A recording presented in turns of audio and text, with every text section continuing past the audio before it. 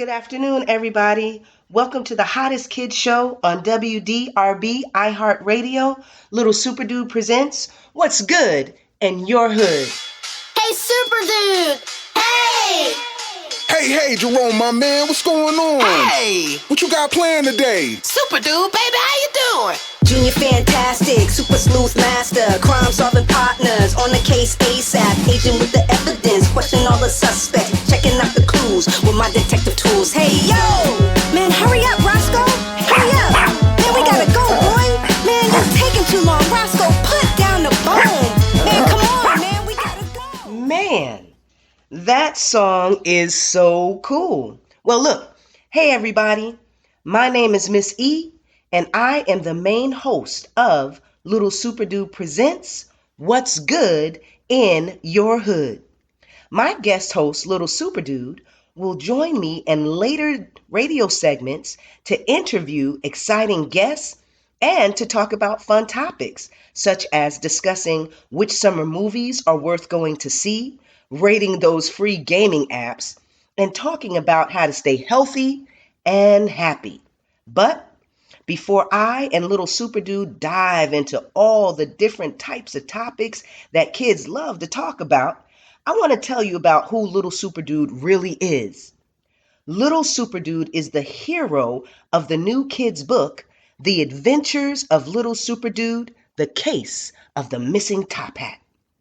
The book was written by me, Amara Ellis, and illustrated by Miss Erica Gaines. Little Superdude, whose real name is Jerome, is a 9-year-old detective who has recently moved to Georgia with his family. With the help of his dog sidekick Roscoe, Jerome tries to solve a mystery at the local magic shop his first day in town. Now, at the end of each radio segment or interview, I will play a part of the audiobook. So you guys can follow along and understand each radio segment. I need you to ask your mom, your dad, your legal guardian, your grandma, your grandpa, basically, guys, any adult in your household to purchase the book for you. The Adventures of Little Superdude, The Case of the Missing Top Hat, is on sale right now at Book Baby Bookshop. That's online, okay? So let me repeat that for you guys. The Adventures of Little Superdude, The Case of the Missing Top Hat is on sale online at Book Baby Bookshop. Wouldn't it be cool to walk around to your own theme music? Well, Little Superdude, aka Jerome, has his own theme song, which you can listen to on houseofbeverlypublishing.com website. Just go to www.houseofbeverlypublishing.com and click on the image of Jerome and his dog Roscoe. Then you're going to scroll down to the middle of the next page. You will see the play bar for the track. Just hit play and enjoy listening to Little Superdude rock the mic. Let me repeat that. If you want to go and listen to the Little Superdude theme song, just go to www.houseofbeverlypublishing.com. You click on the image of Jerome and Roscoe, scroll to the middle of the next page, and hit the play bar. For those of you who would like to reach out and talk to or communicate or email Little Superdude, first, ask the adult in your household if you can email Little Superdude at lilsuperdude.missingtophat@gmail.com. That's LILSUPERDUDE.MISSINGTOPHAT@gmail.com. You can also hit up Little Superdude on Instagram, little_superdude. Again, on Instagram, that's little_superdude. And on Facebook, just go at Little Superdude. So, without further delay, I want you guys to sit back and enjoy a reading from The Adventures of Little Superdude, The Case of the Missing Top Hat by me, Miss Amara Ellis. Introducing The Adventures of Little Superdude and the Case of the Missing Top Hat. Dun, dun, dun. Part 1. Moving Day. Jerome stood on his front porch and watched as his dog Roscoe sniffed around the neighbor's lawn. Roscoe, come here, boy. Jerome called loudly, looking around his new neighborhood. The street was empty. No one had come outside to say hello, and the movers were almost done unloading the big moving truck. He watched the moving men carry the last few boxes into the house. Jerome was sort of sad to see them go. The driver gave the men a thumbs-up sign and jumped down from the cab of the truck. He walked to its back and pushed a black button. The loading ramp squeaked and groaned until it disappeared. The driver pulled down the rear door and latched it. Smiling at Jerome, the driver waved and got back in the cab. Waving back, Jerome could not help but think the truck was his last connection to his old home in New Jersey. Man, I wish we didn't have to move to Georgia. Jerome thought as he sighed and watched for anything exciting to happen. He could hear his dad thanking the men for their help and, of course, his mom offering the movers mugs of herbal tea. Man, I better get inside before my mom starts fussing about me catching a cold and makes me drink a cup, thought Jerome. It was late November, and the early morning air was chilly. His dad had told him Georgia was in the South, so the weather would be warm. Even Jerome's old second-grade teacher, Miss Bounds, had taught him that Georgia had warm weather. Man, they must have made a mistake, Jerome said as he shivered and peeked over the sky. It was gloomy, bluish-gray, kind of. Jerome stepped inside and closed the front door. Inside was nice and warm, but Jerome was still shivering. Not from the weather, but from worry. He was worried about starting his new school. He was worried that he would not make any friends. And he was worried there would be no new mysteries to solve. With a heavy sigh, Jerome trudged up the stairs to his new room. He didn't even care that he had left Roscoe outside. Standing in the doorway of his new room, Jerome looked around and frowned. He missed his old room. Everything he loved was packed in boxes. He could hear the big moving truck start its engine. Jerome walked to the window and looked out onto the street.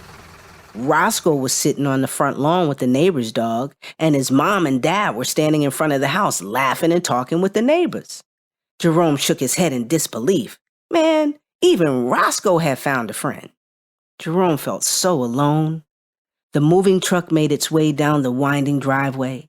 Jerome watched the truck turn right and continue up the street until its taillights were out of sight. Catch you later, New Jersey, he thought. Jerome stared at the empty walls in his new room. At 9 years old, he was old enough to start unpacking his stuff, but he had no energy. Jerome was filled with despair and gloom. He missed his friends. He missed his neighbors. He missed the people and places he was used to seeing and hearing every day. He even missed his second-grade teacher, Mrs. Bounds, and she was tough because, man, she gave a lot of work. Jerome was so deep in thought that he didn't notice his mom and dad standing in the doorway. "Is everything all right, Jerome?" his mother asked softly. "Hey, buddy, you look like you lost your best friend, man," his dad added. I'm okay, I guess, Jerome said in a choked voice, and with his back turned to them. He didn't want his mom and dad to see the tears in his eyes. "Well, we know that moving to a new place can be tough, so your father and I came to see if we could help you set up your room," his mother continued. "Yep. We thought after you get your room together, you might want to explore your surroundings. You know, get acquainted with the new neighborhood," said his father. But I miss my friends, and there's nothing to do here, said Jerome sadly. His mom nodded sympathetically. "Baby, You have to give Atlanta a chance, sweetheart. You've barely been here 3 hours. Tell you what, let's set up your room, have some lunch, and then maybe you and Roscoe can go, explore the neighborhood. Jerome's mom said with a sparkle in her eyes. I just know you'll love it here if you give it half a chance. Jerome continued to stare out the window. Okay, I guess. Okay, I will try, he said half-heartedly. That's the spirit. That's my little Superdude. Come on, family hug, said his dad with a big smile and his arms open wide. With his new room set up and his most prized possessions in their proper places, Jerome was beginning to feel just a little bit better about moving to Atlanta. In fact, he thought, I might even be able to check out the block before the neighborhood kids get home from school. Jerome, time for lunch, his mom called from the kitchen. Jerome quickly began to check the items off his detective investigator's checklist to make sure he had packed the essentials in his backpack.